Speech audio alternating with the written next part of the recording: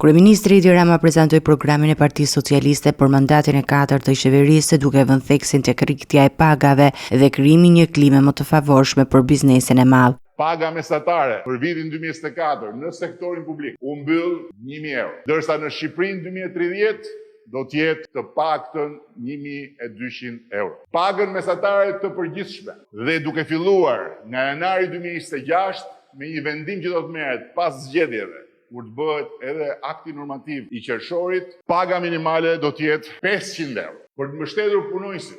Një risi në mandatin e 4, Partia Socialiste është paqja fiskale e negociuar për biznesin e madh, ku tatimi prej 15% do të aplikohet mbi fitimin në përputhje me normat e rritjes ekonomike, ndërsa përfitimet shtesë mbi këtë normë do të tatohen vetëm 5%.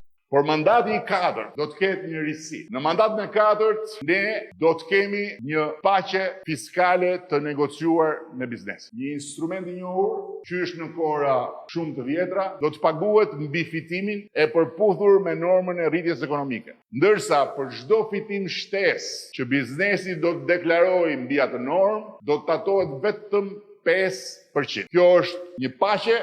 Rama premtoi gjithashtu dhe shumë investime në sektorin e bujqësisë dhe përmirësime të kushteve të nxënësve në programin After School, ushqim falas dhe transport të siguruar. Për të rritur sigurinë në shkolla do të instalohen kamera inteligjente në të gjitha institucionet arsimore. Programi i Partisë Socialiste synon një zhvillim të qëndrueshëm ekonomik dhe përmirësim të kushteve të jetesës për qytetarët shqiptar deri në vitin 2030.